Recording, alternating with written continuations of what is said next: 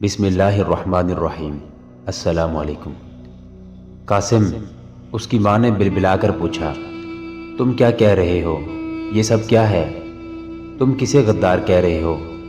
بلخ اور بخارا کی باغی فوجوں سے ہتھیار ڈلوانے والا اور بت پرستوں کے ہاتھیوں کے پہاڑوں سے ٹکرا جانے والا غدار نہیں ہو سکتا۔ یہ تو ملتان گئے تھے، وہاں سے کب آئے ہیں؟ آپ کو تمام سوالوں کے جواب ملتان کی ایک عورت دے گی، قاسم بن عمر نے کہا۔ وہ آتی ہوگی، پھر آپ کو ان سوالوں کے جواب ان محافظوں میں سے ایک دے گا جو اس کے ساتھ ملتان گیا تھا۔ میں نے اسے بلایا ہے، وہ آ رہا ہوگا۔ محافظ سے پہلے ملتان سے آنے والی عورت آ گئی۔ اسے سپہ سالار ابو عبداللہ نے بھیجا تھا۔ قاسم نے دیکھا کہ وہ عورت نہیں، جوان لڑکی تھی، اور وہ بہت خوبصورت لڑکی تھی۔ اس کے چہرے پر اب وہ معصومیت نہیں رہی تھی جو جوانی میں ہوا کرتی تھی۔ اب وہاں مظلومیت کے آثار تھے اور بڑے لمبے سفر کی تھکان کے اثرات۔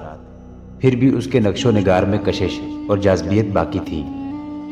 میرا نام رابعہ ہے، اس نے کہا، مجھے آپ کے پاس بھیجا گیا ہے۔ میرے خاوند نے ملتان میں کیا کیا تھا؟ عاصم عمر کی بیوی نے پوچھا۔ انہوں نے وہاں وہی کچھ کیا تھا جو ایسے ماحول میں جا کر ہر مرد کیا کرتا ہے، رابعہ نے جواب دیا، اور بتایا کہ عاصم عمر کو داؤد بن نصر نے کس طلسم میں گرفتار کر لیا تھا۔ اس نے کہا، وہاں تو حسن اور گناہ کے سوا اور کچھ بھی نہیں۔ آپ کے خاوند کے ساتھ مجھے کوئی دلچسپی نہیں تھی، لیکن داؤد بن نصر نے ان کے ساتھ سلطان محمود کو شکست دلوانے اور ان کی فوج کو راستے میں تباہ کرانے کا سودا طے کر لیا۔ میں اس وقت دونوں کو شراب پلا رہی تھی اور ان کی حاضری میں موجود رہنا میرے فرائض میں شامل تھا۔ میں اس طلسم کا ایک کل پرزہ بن چکی تھی۔ مجھے میرے باپ نے ایک آدمی کی بیوی بنایا اور اس آدمی نے مجھے داؤد بن نصر کے حرم میں تحفے کے طور پر دے دیا تھا۔ میرا من مر چکا تھا، لیکن ایک درویش صفت انسان نے مجھے ایک راستہ دکھا کر میرے ضمیر کو زندہ کر دیا۔ وہ میرے بچپن کی ایک سہیلی کا باپ ہے۔ ان سے میری ملاقات ہوئی تو انہوں نے کہا، میں داؤد کے دربار اور محل کے بعض راز ان تک پہنچا کر اپنے خدا اور اپنے ضمیر کو مطمئن کر سکتی ہوں۔ اس نے تفصیل سے بتایا کہ کرامتی فرقہ کیا ہے اور اس فرقے کے اعمال کیا ہیں۔ یہ فرقہ اپنے آپ کو مسلمان کہتا ہے، لیکن عیش و عشرت اور ہر گناہ کو جائز قرار دیتا ہے۔ ملتان اس فرقے کا مرکز بن گیا ہے، رابعہ نے کہا، اور مسلمان تیزی سے اسے قبول کرتے جا رہے ہیں۔ یہ درویش اسی محاذ کے قائد ہیں، وہ صحیح اسلام کی تبلیغ کرتے ہیں۔ وہ اکثر کہا کرتے ہیں کہ ان کے مالی وسائل محدود ہیں، اس لیے غزنی تک کا سفر نہیں کر سکتے۔ وہ کہتے ہیں کہ وہ سلطان محمود غزنوی کو اکسانا چاہتے ہیں کہ وہ ملتان پر چڑھائی کرے اور اس فرقے کو ختم کرے، کیونکہ اسلام کے لیے ہندوؤں کا مذہب اتنا خطرناک نہیں جتنا یہ فرقہ ہے۔ میں ان کے ہاں جاتی رہتی تھی اور داؤد کے محل میں جو کچھ ہوتا تھا وہ انہیں بتاتی رہتی تھی۔ میں نے وہیں سلطان محمود کا نام سنا تھا۔ وہاں ہندو راجے انند پال اور بجی رائے آتے رہتے ہیں اور غزنی کی فوج کو شکست دینے اور سلطان محمود کو ختم کرنے کے منصوبے بناتے رہتے ہیں۔ آپ کے خاوند کے متعلق مجھے پتہ چلا تھا کہ سلطان کی فوج کے سالار ہیں، اس لیے میرے دل میں ان کی بہت عزت تھی، مگر محل کی بڑی ہی حسین اور چالاک لڑکیوں کے جال میں آ کر ان کی حالت یہ ہو گئی کہ انہوں نے اپنی ہی فوج کی شکست کا سودا کر لیا۔ میں نے اپنی سہیلی کے باپ کو بتایا۔ انہوں نے آپ کے خاوند کے ایک محافظ کو بلا کر بتایا۔ اس محافظ نے مجھے وہاں سے نکالنے کا انتظام کر دیا۔ ہم دونوں آپ کے خاوند کو دھوکہ دے کر ان سے پہلے سلطان کے پاس پہنچ گئے۔ آپ کے خاوند بہت بعد میں آئے اور انہوں نے سلطان کو دھوکہ دینے کے لیے جھوٹی اطلاعیں دی۔ سلطان نے مجھے اور محافظ کو ان کے سامنے کھڑا کر دیا۔ میں نے ان کے سامنے ان کی کرتوت کھول دی۔ یہ سن کر انہوں نے اپنی تلوار نکالی اور اپنے پیٹ میں گھونپ لی۔ قاسم اور اس کی ماں خاموشی سے سن رہے تھے۔ رابعہ سنا چکی تو ماں نے اپنے خاوند کی تلوار اٹھا لی اور قاسم کی طرف بڑھا کر بولی، میں تمہارے سینے میں دشمن کی تلوار اتری ہوئی دیکھنا چاہتی ہوں، لیکن اس سے پہلے تم اس تلوار سے اپنے جیسے 100 دشمنوں کو کاٹو گے۔ یہ تلوار مجھے نہ دو ماں، قاسم بن عمر نے کہا، اس پر جو خون لگا ہوا ہے اس میں شراب کی ملاوٹ ہے، یہ تلوار ناپاک ہو چکی ہے۔ عاصم عمر کو معمولی سے ایک آدمی کی طرح دفن کر دیا گیا۔ اس کی بیوی نے اس کا ماتم ویسے نہ کیا جیسا ایک سالار خاوند کا ہونا چاہیے تھا۔ اور وہ اپنے سینے میں ہندوؤں کے خلاف نفرت کا طوفان روکے ہوئے تھی۔ اسے نوجوانی میں ہندوؤں نے گھر سے اٹھایا اور اپنے ساتھ لے گئے تھے۔ وہ تو کہا کرتی تھی کہ یہ اس کی دعاؤں کا اثر تھا کہ راجہ جے پال کو شکست ہوئی تھی اور خدا نے اسے ایک مسلمان خاوند دیا جو کچھ عرصہ بعد سالار بن گیا، مگر اس خاوند کو ہندوؤں کے دوست نے ایسے جال میں پھانسا کہ اسے خودکشی کرنی پڑی۔ یہ عورت یہ سن کر بہت خوش ہوئی تھی کہ سلطان محمود نے ہندوستان پر حملے کا فیصلہ کر لیا ہے، اس لیے عاصم عمر کے ساتھ پشاور آ گئی تھی۔ وہ اس کے ساتھ ہندوستان جانے کے ارادے سے آئی تھی۔ اس کا دل انتقام کی آگ میں جل رہا تھا، مگر صورتحال ایسی بدلی کہ اس کے پاؤں تلے سے زمین نکل گئی۔ اس نے اپنی امیدیں اپنے بیٹے کے ساتھ وابستہ کر دیں اور اسے انتقام کے لیے تیار کرنے لگی۔ اس نے رابعہ کو ایک فریب خوردہ عورت سمجھ کر اپنے پاس رکھ لیا۔ رابعہ کا یہ کارنامہ تو اسے بہت ہی پسند آیا۔ اس نے سلطان محمود کی فوج کو ایک بہت بڑے دھوکے سے بچا لیا تھا۔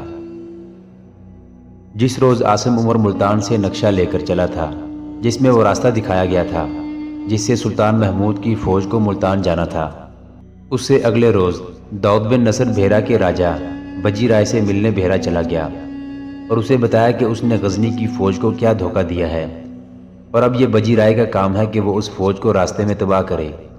بجی رائے اسی روز لاہور راجہ انند پال سے ملنے چلا گیا اور اسے بتایا کہ داؤد کے ہاتھوں اس نے کیا انتظام کر دیا ہے۔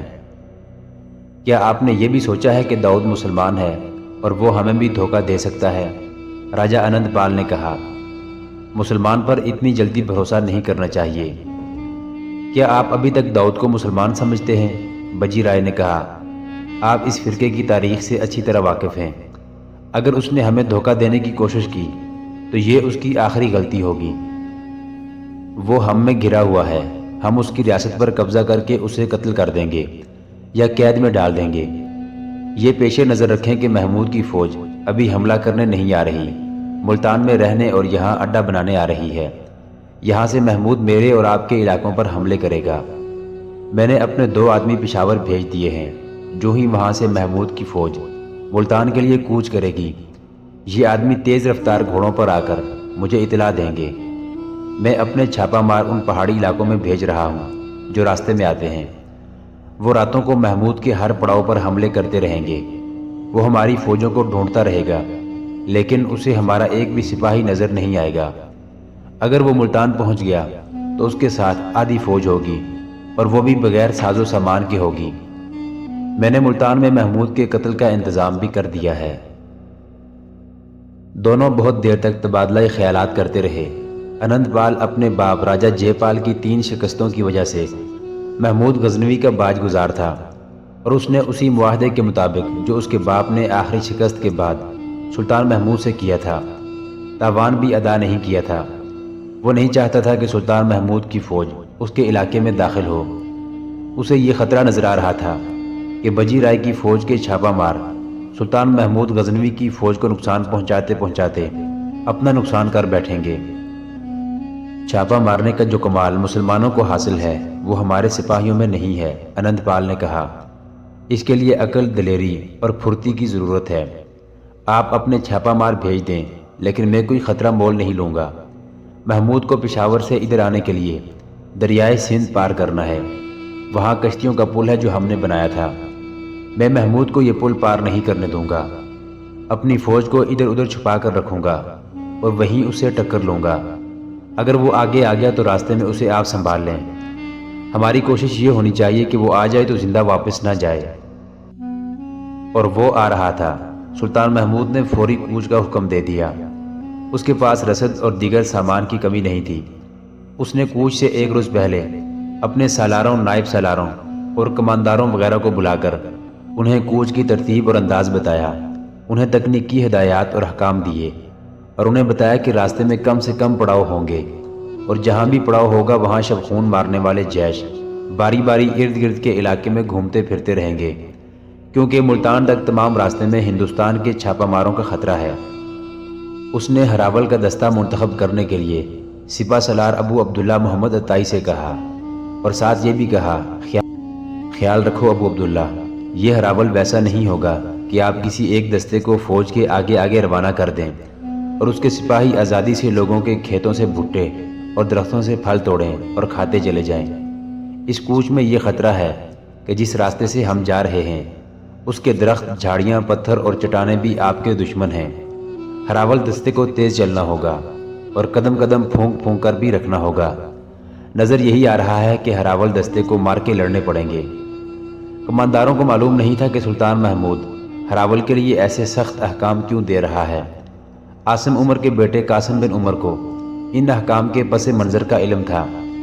وہ ان خطروں سے آگاہ تھا جن کی طرف سلطان محمود اشارہ کر رہا تھا۔ وہ اٹھ کھڑا ہوا۔ سلطان علی مقام قاسم بن عمر نے کہا، اگر میری تجویز آپ کے منصوبے میں مداخلت بے جا نہ ہو تو میں عرض کرنا چاہتا ہوں کہ ہراول میں میرے جیش کو بھیجا جائے۔ تمہارا نام؟ سلطان نے پوچھا۔